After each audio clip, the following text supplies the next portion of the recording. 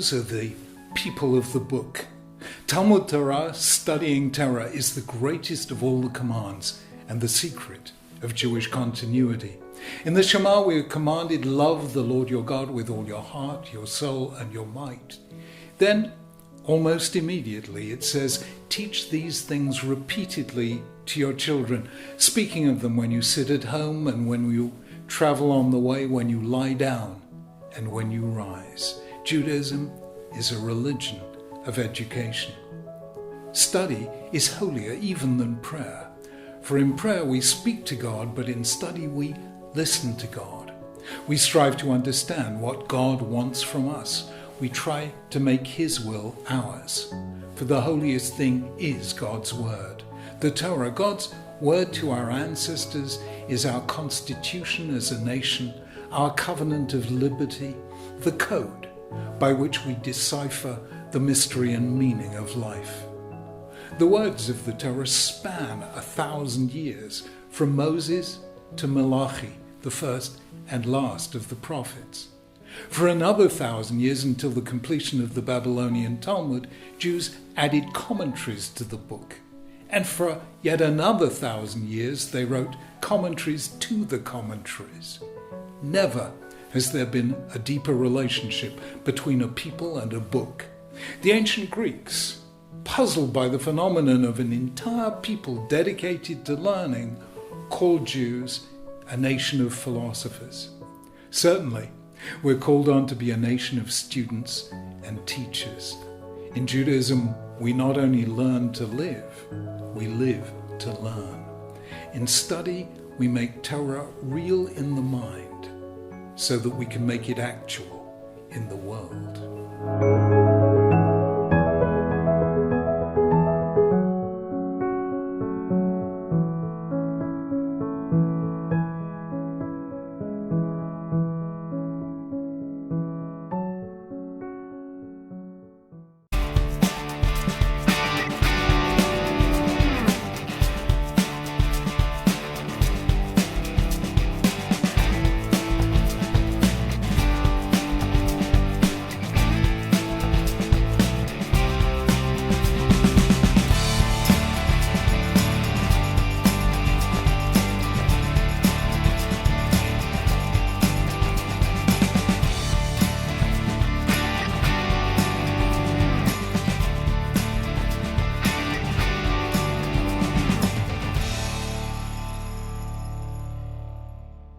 Good evening, everybody. We are back here for another fun-filled, amazing, energetic, inspiring episode of 10 Steps to the New You.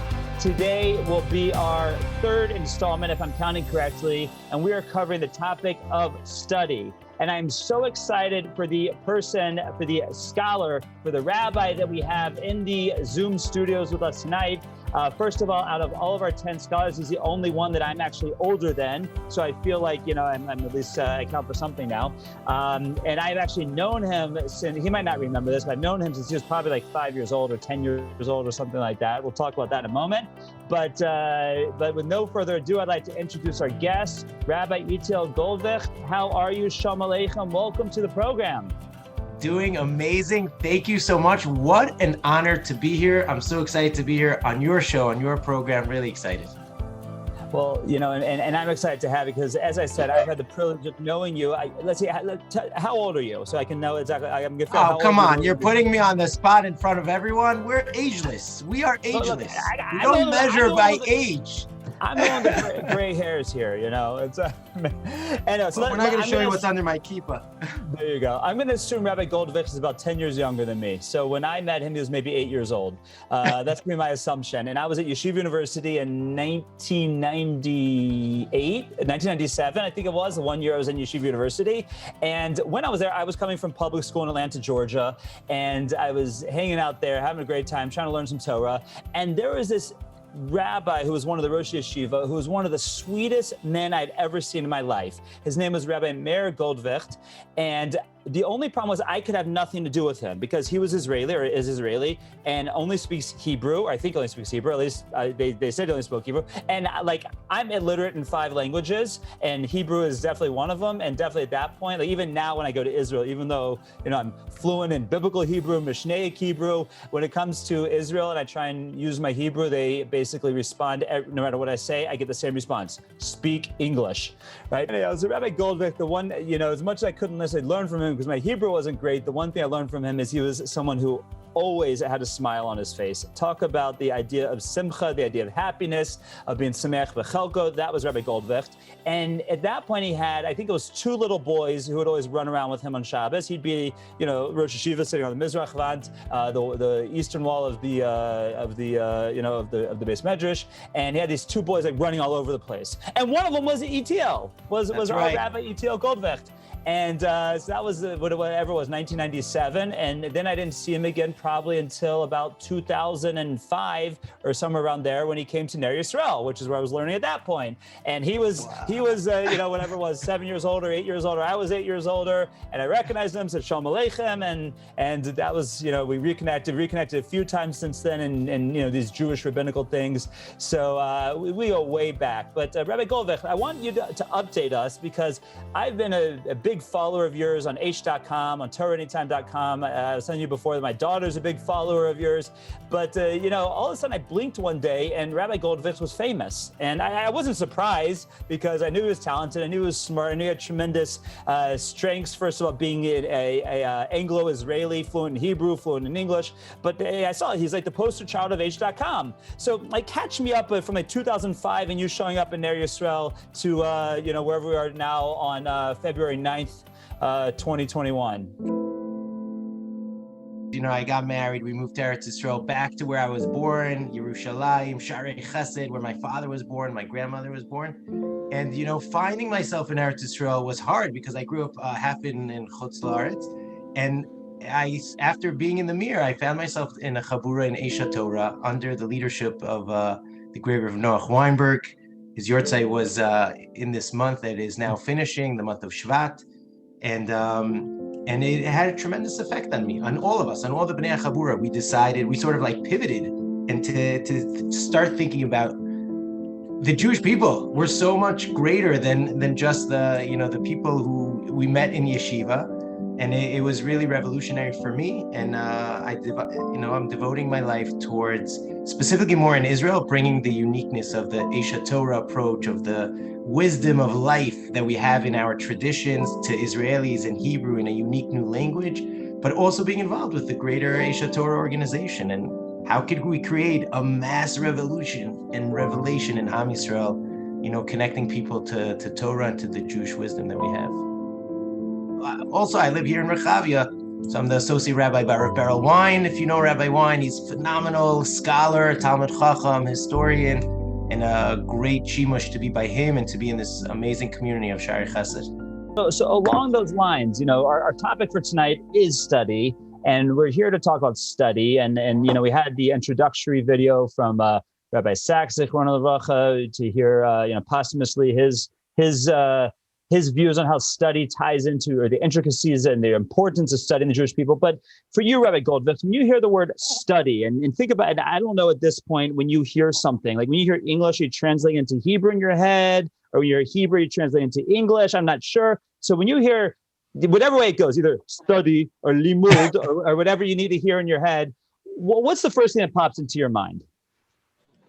So the first thing that pops into our mind is somebody sitting over a book and studying.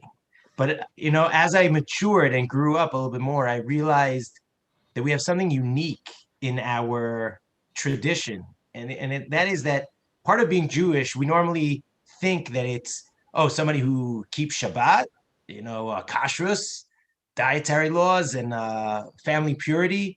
But really, if you think about it, a big part of being Jewish is the study of Torah, Talmud Torah, whether it's, you have your pocket Daf Yomi or your Shnai Mikra, or you listen to a shir on the weekend in shul, whatever it might be, it's an integral part of what it means to be a Jew. And it's really what preserved us, our entire tradition. And so therefore, for me, study in a certain way is the essence of what it means to be Jewish. We just have to know what it means to be someone who studies, and what's so unique about the study of Torah, because Jews have been crazy about wisdom always, and until today. Even religious, non-religious families, a Jewish mother wants her son to be educated and to be well-versed, and the Jewish people have been the first literate nation, and we are pushing, we're the people of the book. So it's definitely a trademark of who we are. If you're Jewish, you're the people of the book. Yeah, I know you're. I believe is Rabbi Spear, Rabbi Ken Spear, still with Eshet Torah these days? Sure, Ken Spear, he's amazing. Yeah, so Ken's an old friend of mine, and he has in his, I think the book is called World Perfect, where he talks about that idea about how the importance of study in the world really comes from us. It's really, we were one of the first people to put the influence on it. The first educational system that makes sure that every child gets an opportunity. It used to be the parents, Vishinantam Levanecha, you would teach your children, but the first educational system, and to bring into society a system to make sure that every single child gets educated and has the ability to read and to write. And it's not just for the elite, it's for every single person, was by the Jewish people. We've introduced it to the world. And if you're Jewish, whether you study or not, we have to take pride in that we take pride in studying, and we want to make sure that every single child, boy and girl, has an opportunity to learn. Beautiful. And as your senior rabbi / boss often says, because you live in Yerushalayim, you can learn a lot of Jewish history just from walking the streets. But many of the streets in Rechavi, I mean, you probably live near Shmuel and Nugget Street or something like that. But you have the names of the different malachim, the different kings of the Jewish people. And what I always found fascinating is when we talk about the good kings from Malchus Beis Yehuda, from the Southern Kingdom, that it was always hand in hand with educational reform. Right, because you had usually this situation of good king, bad king, good king, bad king. But what the first thing that the good kings always did, and we're talking about BC, before Corona, right? Like this was BCE, right before the Common Era. This was a long time ago, and you see that as these kings came in, these righteous kings, and they had to clean up for the work of their not so righteous predecessors, the first thing they did was made educational reforms. And that's so you see from time immemorial, this is something that we've been focusing on. So that's a beautiful place to start a discussion.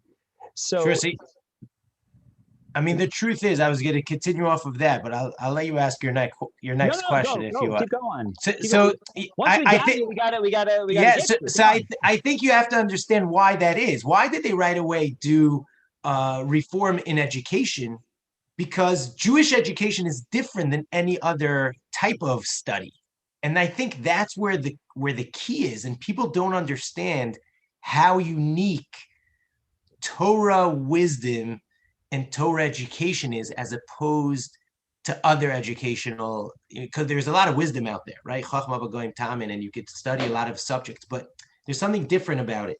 Like, let's say a person is smoking. He wants to quit smoking. He wants to get into shape. He wants to succeed in business. So what do you do to study it? So you study why smoking is really bad for you. So let's say they bring you like the pictures of the heart or whatever it is, the lungs. You're like, oh my goodness, now I'm educated. I know how bad it is, right? Does that actually make a change in a person's lifestyle just because he has the knowledge? We have to differentiate between knowledge and wisdom. Knowledge is knowing information. Wisdom is embodying the information that you know. When you go to seek advice, who do you go to seek advice from? Is it just from a knowledgeable person, or is it from a wise man? Now, why is it that we go to the wise man? Because the wise man embodies the wisdom that he's learned. And Torah wisdom has really 4 aspects to it. That's how I see it. There is the knowledge, the understanding, but let's call it integrated wisdom. So you have the knowledge, you understand why smoking is bad for you, or you understand what are the things that will make your relationships good, or what are the things that will help you in business, whatever the knowledge is that we understand. You understand a little bit of the meaning and purpose of life. And then we have what's called life tips and hacks. Those are the rituals and how we start performing our day. Oh, you know what it takes to be successful? It means that you have to wake up in the morning. Your first moment should be about, appreciating what you have. and then you have to take an hour of meditation, and then you have to, you read like the top 25 successful people in the world. This is their morning routine. And you open up Judaism and you're like, this is what the Jewish halacha is, the code of law is. It actually gives us the ritual to be success. So you understand it. And then you have the ritual, which is part of Jewish learning, which is the halacha, the code of law of how you should behave. And that in turn makes us become a certain person. There's the morality of it, which is the musar, the understanding that I am becoming a different person through this knowledge and through the rituals. I'm becoming a better person. I'm becoming a better father. I'm becoming a better husband. I'm becoming a better friend. And then all of this connects me to higher power, to higher purpose, that this is what life is all about. So Jewish wisdom is all encompassing in a way that no other wisdom has it in the world. We don't stop enough to think about it that way. But when we do, this is like, whew, I better be spending some time understanding the world, understanding the rituals and the life tips and hacks that I should be acting along. And by turn, it will make me a better person, the person that I want to become. That's what Jewish wisdom is. Beautiful. Wow. Beautiful. That is.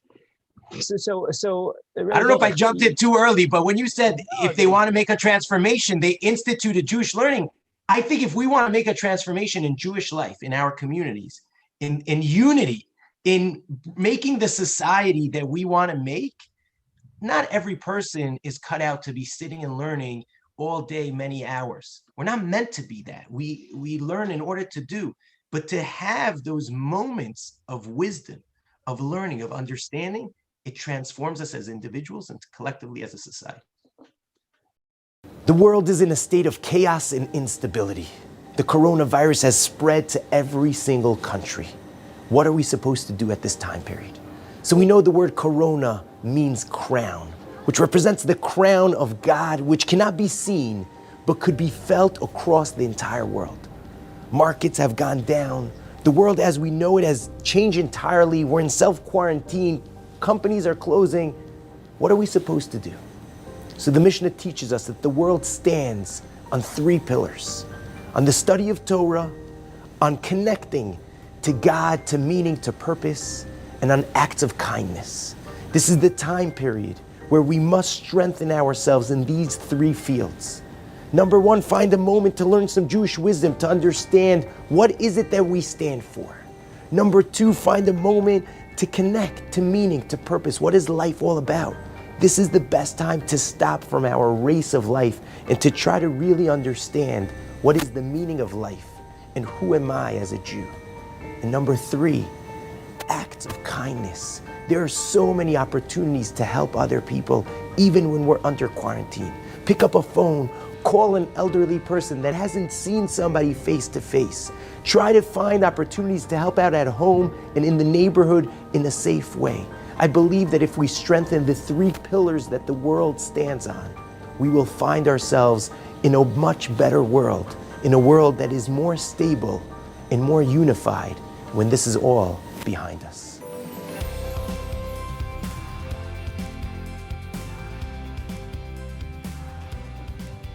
You reminded me of a beautiful idea, a famous question that's asked that part of our morning liturgy, part of our morning davening, as we say, Birchas Torah, we say the blessings or the study of Torah. But for many people, they maybe if they're going to study, they may not study till night. Maybe they don't study every day. It's still every single day they say these blessings over the study of Torah. And the question is asked, why? It seems to be a quite possible, we would call bracha levatala, a blessing made in vain. And the answer that many of the commentators say is that no, because as Rabbi Goldwicht is explaining, learning isn't just about sitting in front of a book and reading verses and reading, it's about thinking, it's about inculcating, it's about making it real. We had a program over the summer that we entitled "You Might Be a Heretic If." Now, that's just a fancy way of saying the Yud Gimel Ikrim of the Rambam, right? It was a class in the 13 principles of the Rambam. And we used Moshe Shapiro's Zatzal's book on the 13 principles. And he says a beautiful idea on this, on what emunah is and what faith is. He said, faith is the idea of inculcating ideas in your head and then making them real in your actions. right. and you did a beautiful job of taking that and just expanding it to all Jewish study, all of study. Study is the Jewish study, not just study or knowledge or book smart or whatever it is. It's the idea of studying something, but then making it real, making it practical. Lilmod al manas la'asos, so to learn in order to do, in order to become the better person. That's why we do it. And I'll take that one step further, meaning just like we have to take our not learning and inculcate it into our life, we take our life and make that our learning as well.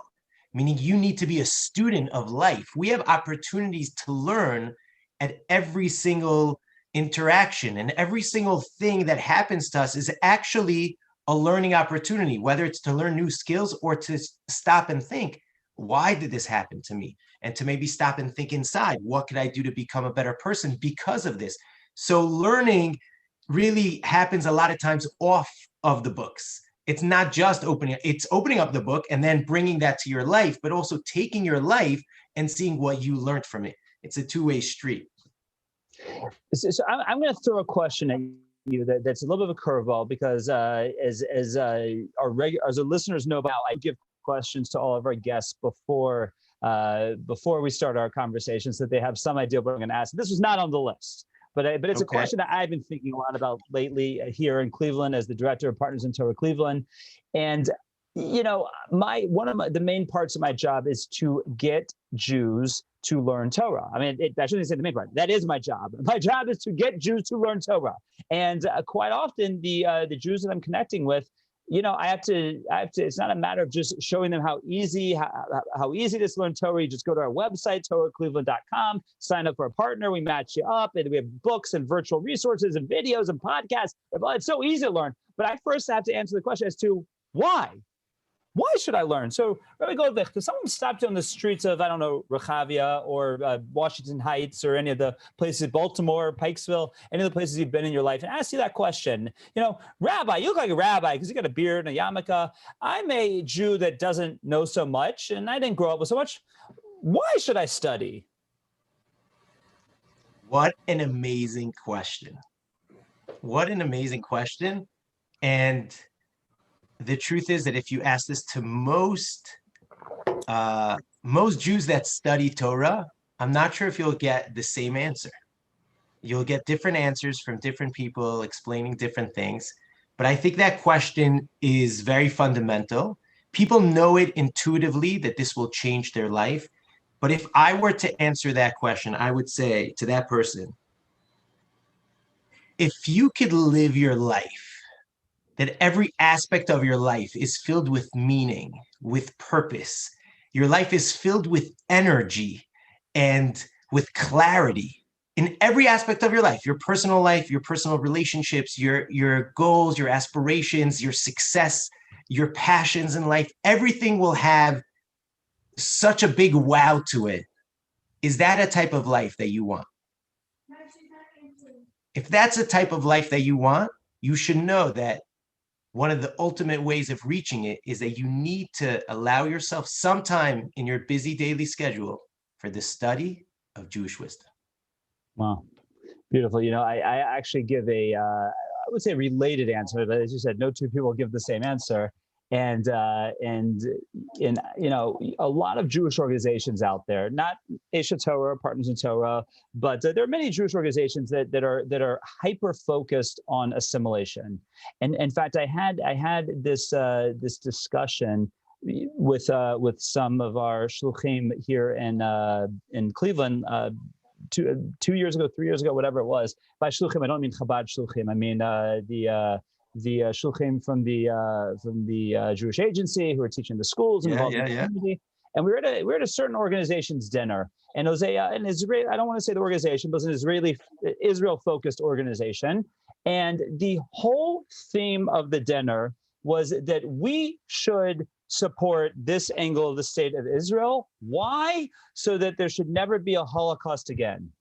Because the state of Israel is here so that if there's a Holocaust, that Jews will have a place to run. If there's oppression, there's anti-Semitism, we'll have a place to run. And so often that's the take of so many organizations. I don't want to name this one because you could drop in many different organizations and it'd be the same thing, that they focus on, how the Jewish people are so oppressed and the Jewish people have had such a hard history, and the Jewish people, there's assimilation and we're running away, and what's going to be with the Jewish people and never again, and so forth and so on. I take the opposite approach. I say the Jewish people are fine. The Jewish people always have been fine. In fact, we're tremendous. We are a tremendous nation. We are amazing. We are beautiful. But the question is, what about the individual? What about you? Are you going to plug into that or not? We're going to be fine, right? We have a havtacha, we have the guarantee from Moshe Rabbeinu that comes down from the Almighty that says, in the end of days, there's going to be a geula. There's going to be a redemption. We're all going to go back to the land of Israel. We're going to rebuild the Beis Hamikdash. We're going to rebuild the temple. We're going to have we're going to no longer be a nation in exile. We're going to be a nation on its land the way we're supposed to be on our land. And so as a people, we're fine. As a national people in exile, we are great. Question is, what about the individual? What about you? Are you going to be part of that or not? And that's the choice that every Jew has. Every Jew, and really every person, but especially every Jew, as the Ramchal explains, every person has the potential for greatness, but every Jew has it in a much more refined way. So we all have the potential for greatness, but are we going to plug into it or not? We're going to take advantage of it, right? There's no Holocaust, the assimilation. Oh, you got to learn Torah so the Jewish people survive. Jewish people are great. They're going to survive. They're going to survive forever and be great forever. But where's your place in the Jewish people? And the way we plug in is through the learning of Torah and study. So I agree with you. Pinchas, I agree, but I'll take it one step further, because there's one point that I would maybe, I would say not even fully agree with you, if I may. First of all, I hear where they're coming from, because if the Jewish people, if we don't stand for anything, so then it's just about surviving and making sure that we don't have anti-Semitism. So a part of that I view now as, it's our responsibility. If there's still organizations that are saying that we need the state of Israel just so that we survive another Holocaust, chas v'shalom, that means that we're not doing enough of our job in articulating what our mission really is. And that's really the nakuda where I want to push back on you. The Jewish people, we will survive, but are we going to reach our mission? Or is it going to happen for us by other people? We believe that we have a mission to create that perfect society that has integrated wisdom in it, to be a light unto the nations with our wisdom and with the type of culture and society that we create, whether it's in our communities in America or in Europe or in Eretz Yisrael. And ideally, now that we have the land of Eretz Yisrael and almost the majority of the Jewish people in the world living there, we have a mission to create that type of society, united society with all of its complexities and diversities that is based on this integrated wisdom. And if we are able to educate that to other Jews and to more Jews, so then they realize, you know why we need the land of Israel? So that we could actually make a positive change for the good, not just as a survival to run away from trouble, but to actually be leading a change for the good in the world. And that's really our mission. That's our mission. And it can only be done through Jewish wisdom and Jewish study. And that's why we need anyone who's listening to this right now to realize that he needs to incorporate Jewish wisdom, he or she needs to incorporate Jewish wisdom into their lives, and to try to get other people, not about becoming orthodox and fulfilling it, just to get to know our heritage and our wisdom, and you can't have a conversation about something that you've never really been involved in the conversation. Yeah, I know next week we're speaking with one of your neighbors, not in Rechabe, is in Harnof, Rabbi Orlovsky, another dear friend and mentor of mine. So one of the ways he explains or deals with this idea is he says that, now these have become like reality TV shows, but back before their reality TV shows, there used to be this concept that people would go to clean out their their parents' homes after they passed away, clean out the attic and all the things they would find, right? All the boxes, the stock certificates, the jewelry, then there's the famous A.B. Romberg song where the guy in The Country Boy finds out that he's really Jewish, whatever. You find all these things hiding in the attic, right? So Rabbi Orlovsky explains that that's every single Jew. And you could walk into that attic or that house and just hire a U-Haul or a dumping service to come and take everything and dump it out. And who knows what you could be throwing out? You could be throwing out stocks, bonds, precious jewels, jewelry, mementos, heirlooms. Who knows what you could be throwing out? But you never know until you open the box and look inside. And that's what we do through learning. We give Jews, we encourage Jews to always open the box, right? Open the box, open the Aron Kodesh, right? Open the box and look inside and see what's see what it's all about. So good stuff. We have to explain to them, though. We have to be able to articulate that if you want to have, meaning and purpose and excitement in every aspect of your life, this is going to help. And you'll take it and at your pace and how you want to do it. But if you want that, this is it. Jewish wisdom. Beautiful.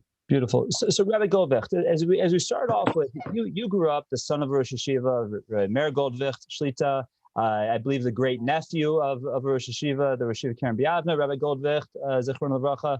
You've seen in your family and through your own shimush Talmidei Chachamim, through the involvement you have with Talmidei Chachamim, you've obviously come in touch with many, many scholars in your life. But who would be the paradigm of a scholar? When you think of the paradigm of someone who gets it right, whose image comes into your mind? And it can be someone past, present, future, someone you know, someone you never met. But who would be the paradigm of a Jewish scholar in your mind? What a question. And we won't show it to your family. So if it is, what a question. I could say humbly that Kol Yamai Gadalti Bein HaChachamim, my father, since I'm a kid, always was makbid to bring us to his rebbeim every single Chol HaMoed, and I was zocha to hear from Rav Moshe Shapiro Shirim and Rav Noach Weinberg, and but we grew up in my family. Rav Shlomo Zalman Auerbach was the dmus of what we're all striving to be like. He was the Gadol Ador in the last generation. He lived in Rechavia in Shari Chesed. My grandfather was his right-hand man in all of Inyanim of Tzedakah. None of them had money in that community, but it was looking out for one another. And since I'm a kid, my father would bring us to Reb Shlomo Zalman Auerbach. I remember when we moved to America and I was still a young boy, and my father would get a letter from Reb Shlomo Zalman Auerbach. It was a day of excitement in the house. He would, everyone would come to see, we got a letter from Reb Shlomo Zalman Auerbach. And that was someone who learned Torah, but what always had a smile on his face and was Mekabel Kol Adam B'Sever Panim Yafos, and always had a word of wisdom to say and to share. And everything was normal. Tefillah was normal and learning was normal. And relating to every single Jew, no matter what background. So that was for me the image of the ultimate Talmid Chacham. We had one picture on the wall in our house, and that was the picture of him, of Rav Shlomo Zalman Auerbach. So that's the image I have in my head. Beautiful. And I don't want to mess up my camera setup here, but I have right here on my wall a beautiful picture of Rav Shlomo Zalman and his brother-in-law, Rav Shlomo Shor John, who the famous picture wearing white from Hoshana Rabbah. Right. It's the big. Is it Hoshana Rabbah or Erev Yom Kippur? They always ask which one was it, because they're not. No one's. We figure it's not Erev Yom Kippur because they have leather shoes. So it's Hoshana Rabbah. Exactly. The conclusion has to be Hoshana Rabbah, but I love the picture, first of all, because I never met either one of them, but I definitely find them both to be two very positive influences in my life. First of all, a lot of what you said, your personal experience from you and your family with Rosh Shlomo Zalman Auerbach, how he was just such a scholar, yet such a lover, or not yet, but in his part of that, such a lover of every single Jew, always with a smile, every picture's with a smile. And for me, Rosh Shlomo Shor John, just from a young age, reading Pesach Kron stories. We got Pesach Kron on here in a few weeks. And that's all based, it was Rosh Shlomo's stories. So even though I never met him personally, he passed away before I ever came to Eretz Yisrael. I'll share with you a story. We just, a few weeks ago, Rav Shlomo Zalman's daughter was nifter. Oh, wow. Here in Yerushalayim. She was Rebbetzin Goldberg, Rav Zalman Nechemia Goldberg's wife, who's also a tremendous gadol. Yeah. So I went with my father and my brothers to be Menachem Avo. And, so they brought up stories of my father, of this and that. it was a house that we went to visit as kids, to visit Rav Shlomo Zalman's son-in-law that my father lived with him for many years. And an interesting story was said over there that his daughter, Rav Shlomo Zalman's daughter, had a beautiful handwriting. And at a certain point when he was writing the Mincha Shlomo, and editors came and he had to make changes. So he asked his daughter to write for him, and he would transcribe it, he would speak it out, and she would be sitting there writing the Mincha Shlomo. And she asked him, and this is what the family was recalling, that she asked him, she said, she turns to her father, the great Rosh Hashanah Zalman Orach, he says, every few lines you say, Nira le'anius daiti, which translated would mean, it seems in my humble opinion. And you're saying, oh, it seems in my humble opinion, this opinion, that. And she said, well, Abba, either you know it or you don't know it. Well, if you know it, so then Nirali, this is what I think it is. And why is it always in my humble opinion? And if you think maybe not, so maybe not. So he said, people, you have to know what Nira la'anius daiti, you have to know what anius is, and you have to know what das is. He said, people who don't have das, so they don't know what das is. If you know what das is, if you know what real wisdom is, what real intellect is, and you know what the wisdom of the godly values that we're studying and trying to understand, you know what that really means. So then you realize that your shot in it is only an ani. It's only a little bit. It's only, I only have a little bit of that das. So it doesn't mean that I don't have das. It just means that I'm anius in das, that I have a little bit of das in Hashem's das. Wow. So it's again that story to bring it up. Right, and if Rosh Hashanah Zalman Auerbach was saying that, what do I have to say? I don't even come up to his toenails on a bad day, so.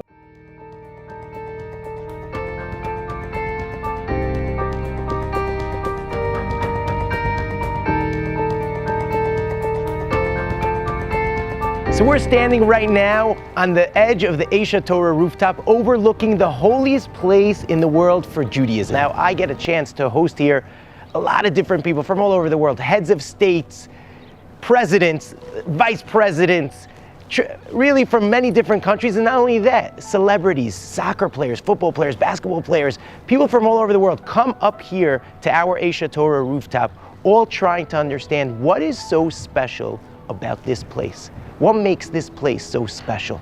My name is Eitiel Goldwicht. I was born here in Yerushalayim. My father was born here in Jerusalem. My grandfather was actually born here in the Old City before 1948, before the formation of the State of Israel. It was then known as Palestine. My grandfather was born here, his father, 7 generations that I'm here in Yerushalayim. And it's a real honor to be here because my grandfather was one of those people who came. He was on the Yerushalmi Brigade, and he was able to come to this Western Wall and to be the second line right after the paratroopers who liberated the Western Wall. I actually have a picture at home of my grandfather today, 53 years ago, standing like a child who is back home for the first time opposite the Western Wall, praying to his father and saying, Dad, I'm here. Again, I'm Eitiel Goldwicht. Stay tuned on Aish TV, on Aish.com. Like us, follow us, share it with your friends. We have ongoing, amazing material on this platform all the time. So stay tuned.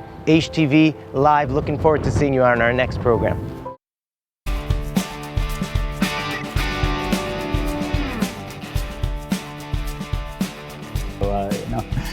So, Rabbi Goldberg, I want to ask you one final question, and then we'll just wrap up with any parting thoughts that we have. But if I was to give you a gigantic billboard that you could put in a prominent place in Yerushalayim or a prominent place in America, wherever it is, and the point of this billboard is to promote Jewish study, it's to promote learning of Torah, what would you put on that billboard? That is an excellent question, a question that I'm actually speaking with my colleagues in Eisha Torah right now, and together with the Rosh Hashiva, Rabbi Yitzchak Berkowitz, and Rabbi Stephen Berg, because we've really set out as an organization we realize that our biggest asset as the Jewish people is Jewish wisdom. And it is, and you can only tap into it if you allow yourself to sit down and to engage in the dialogue and in the conversation, because it's really a conversation with HaKadosh Baruch Hu's values, with Hashem's values in this world. And the vast majority of the Jewish people are not engaged in that conversation. So even if someone is assimilated, even if someone doesn't keep any of the Jewish tradition and values, but at least learn. We all aspire to be seeking knowledge. We're scared of religious coercion, but we're very into understanding things. So we're willing to learn everything else under the sun, but our own tradition, our own values. So really, our mission moving forward is to awaken within the Jewish people and give people the opportunities to be engaged in Jewish wisdom. And one of our questions were, so what type of marketing campaign will we do? So first of all, if you're out there and you have any good ideas and you're awesome in marketing and you want to share this with us, reach out to us, and we need some good minds in thinking about it. One of the ideas that my good friend Elia Matthias, who's now the executive director in Aish, he said we should have billboards that say "Got Torah." Remember the Got Milk commercials? So like Got Torah, and you have every famous person who spends, some time during the week learning, saying that this is it, that this is what's changing his life. And I don't know exactly what would be on the billboard, but we need to be coming up with some sort of campaign that says "Got Torah" on it. Amazing. We started a Partners in Torah campaign a few months ago. Got Torah. Called Got Torah. Amazing.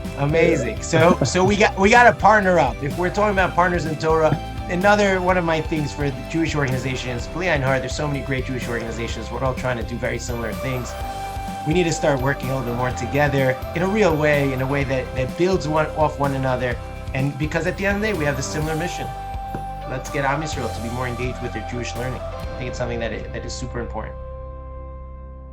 People are always asking how they can make a bigger difference. The way to make a difference is in the small ways that we invest in someone else's life. When we learn with somebody else, we're able to transcend our own limitations and see things from another person's perspective. We've got so many problems that you don't know.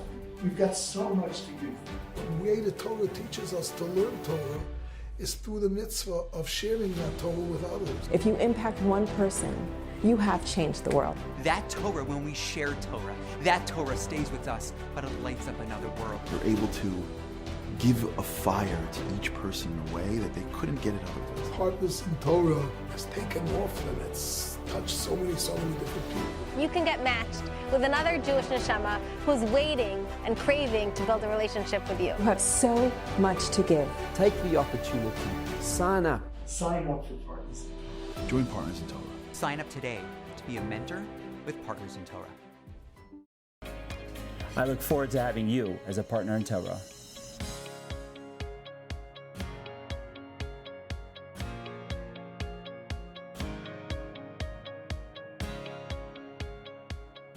Well, Got Torah, that is our theme, and that's the question. And in the pandemic, we just have it on our masks, and it's now in our logo. And my plan is, as I start actually getting out and about a little bit more, as we were talking before, I have my antibodies. I know where to use them, and I'm getting the vaccine, this week. And my plan is, I don't know if I can afford a billboard yet, but to plaster my car with it, to get, the big thing here in America, and not so much in Israel because not everyone has their own cars, is those bumper magnets, right? Like every organization has to have their bumper magnet. When I was a kid, they called it bumper stickers, but now it's a bumper magnet. But we're gonna make bumper magnets that say Got Torah, and we're gonna make house signs, like for sale signs that say Got Torah. We're gonna give to all our students. Amazing. So we're going big with Got Torah. Got Torah is, and then and now I hear, we're gonna take it international now with Eitiel Torah. We're gonna take it international. It's super important. We have to figure out. We need the good minds. There's a lot of great Jewish marketing and branding minds out there. We need you in this campaign. Good stuff. So Rabbi Goldberg, I know it's very late over there. You actually took a nap and got up in the middle of the night to be able to be here with us. And so just before we let you go back to sleep, or probably like you're probably going back to this medrash and going to start learning early. Vasikin. Yeah. Well, Vasikin here in Cleveland means you sleep in. Most of the year, like in our shul in the kollel where I daven, we have to put up a sign. I daven at the 640 minyan. And we have to put up a sign mostly to remind people when they can put on the earliest they put on talis and tefillin, using Rav Henkin shita, right? Using the earliest possible time. And the people who daven at sunrise, those are the people who are sleeping in. So, anyways, but in Israel, where it's actually something. But so before we let you go back to sleep, whatever you're gonna do, just any parting thoughts to our listeners here with us here in Cleveland on Zoom, or with us on Torah Anytime and Chazak and Esha Torah, all our wonderful partners with this program. Any parting thoughts before we let you go? So first of all, definitely, I want to say thank you to you, and for inviting me onto this. What a great, lineup of all-star Rabbanim. I'm humbled to be part of it. It's great to reconnect. I'll leave you with a story that I like to say. It's really, I think, two aspects of why we learn Torah. We just had Parshas Yisro last week, which is the Kabbalah Torah, and Parshas Mishpatim coming up now with his Shabbos Rosh Chodesh. And there's really two aspects within Talmud Torah, which I'll leave you with that message, because for me, I remember when I was a Bachur in Yeshiva, it left a hashpa on me.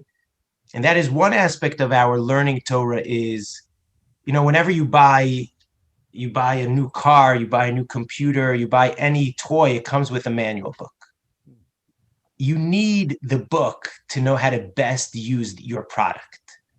So if we believe that God created this world and that there's a mission in this world for us to accomplish, and that it's not just here our 80, 90 years that we're here, but there's something here as a people, and even us as individuals, there must be a manual book that came with it. So that's the first aspect of learning Torah, is to know how to best, you could figure out a lot of stuff alone, but to really know all the shortcuts in the program, to really figure out the best way to use it, you got to spend time in learning the wisdom that was given by the manufacturer, the one who created the program. That's number one. Number two, I made a video on this in h.com, which is, I call it the love letter. Imagine there's a soldier that goes out to battle across the ocean, and he leaves behind his wife and a little baby, and he's there for a few months, and suddenly he gets a letter, and he sees on the letter, it's a letter from his wife. He hasn't spoken to her in a long time. They didn't have phones in those days. He gets all excited. He opens the letter. He reads it. It's from his wife. She's telling him how she misses him, and how their little girl starts taking her first steps, and how everything on the farm is doing well. And she's asking questions, and she signs it, I miss you, and I love you. I'm thinking about you. She signs her name. So what does he do with the letter? Does he crumple it up and throw it out, rip it up and put it in the trash? Why not? He already read it. But no, he folds it up. He puts it in his chest pocket.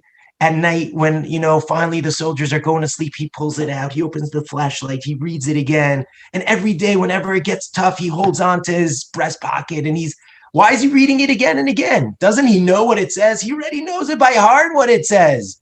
But reading that letter is that connection point to the one that he loves, because she's so far away and he can't see her now. He can't communicate. But through this, he's reading her feelings and her thoughts and what she's thinking about, and he's connecting to her, even though she's so far away. And that's really what the Torah is. The other aspect of the Torah is that it's a love letter.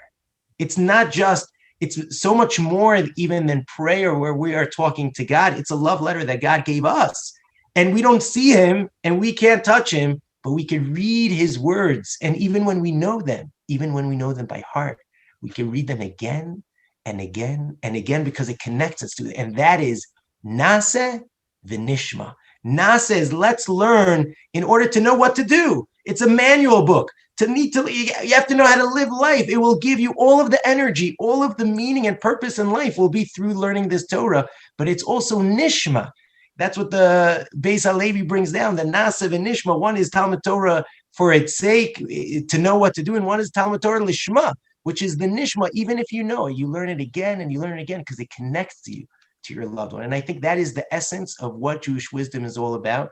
And it could transform your life, your family's life, your community's life, if we all just have a chance to do it as much as we can. It could be an hour a day, it could be a half hour a day, but we need to have set times to do it on a consistent basis every single week. And I guarantee you, it will transform your entire life. Beautiful. Wow. Well, Rabbi Goldwicht, you for sure inspired me to learn. That's for sure. I'm sure you inspired our listeners and our students. You know, I'll give a closing story here that you reminded me of. It's from Usher Zelig Rubenstein, Zichron Levracha, that he tells it over in the name of one of the Panovich Mashgichim. I don't know which ones. I don't know if this is Dessler or Chaim Friedlander or who it was, but one of the Mashgichim. He said that in Panovich, in the Panovich Yeshiva in Bnei Brak, one day they got a new appliance for the yeshiva. And while the appliance was being installed, he heard one of the maintenance men ask the other one, where's the instruction manual? And the Mashgiach says, well, how do you know there's an instruction manual? He said, Rabbi, come on, every appliance in the world comes with an instruction manual. To which the Mashgiach said, it's a Raya LaTorah Min HaShamayim. It's a proof that the Torah comes from heaven. To which the maintenance man looked at him like he was crazy. Like, Rabbi, what are you talking about? He said, you just said there's nothing in the world that comes without a manual. There's nothing in the world that comes without an instruction manual. So how could the world come without an instruction manual? And, you know, a lot of times those instruction manuals aren't so simple to read. You know, now they come in about 15 languages. And you know, as I said before, I'm illiterate in many languages. But with pictures. Now it's just pictures. Right. For IKEA. Only to shop at IKEA. Those things drive me crazy. I can't figure them out to save my life. But you know, this is the instruction manual and the love letter. I love it. Beautiful idea, Rabbi Goldberg. And you should know that instruction manual I heard from a mashgiach when I was in 9th grade, and it left a roshim on me that I still remember today. And I give over that story, you know, in different variations, that everything that is created, everything that is made has a manual book. That for me, that's the Naseh of Naseh v'Nishma, and the love letter is the Nishma. Beautiful. And that mashgiach was Rabbi Cohen, Rav Yitzchak Cohen? Was that who it was? I heard it from Rav Yitzchak Cohen, and I heard it from the Talmud of Rav Yitzchak Cohen, Rav Mendelssohn. Rav Baruch Pesach Mendelssohn as well. Pesach, right. Beautiful. The good old days. Okay, Rabbi Goldberg, thank you so much from the bottom of my heart for your time here tonight, for being here with us. I know I was inspired. I'm sure our students were inspired. And as we said a few times, we'll say it again, if you want to get in touch with Rabbi Goldwicht and glean from his amazing learning, you can find him at h.com. Many of his videos are over there. You can go to right here on TorahAnytime.com. Exactly. TorahAnytime.com. Right here, you go to the Rabbi Goldwicht page here on TorahAnytime.com. By the way, if you're wondering how it's pronounced, if you didn't know it, that's Goldwicht. That's not witched. Goldwicht, and it's Eitiel. Eitiel. God is with me. That's what it means. Exactly. So you can find him here on Torah Anytime and h.com, and he's on social media too. You can find him on Facebook as well. So definitely take the time to seek him out and keep learning from him, because I know I've been inspired. I'm sure that all of you have as well. So Rabbi Goldwicht, thank you, and I cannot wait to do this again. An honor to be here with Pinchas, a real pleasure.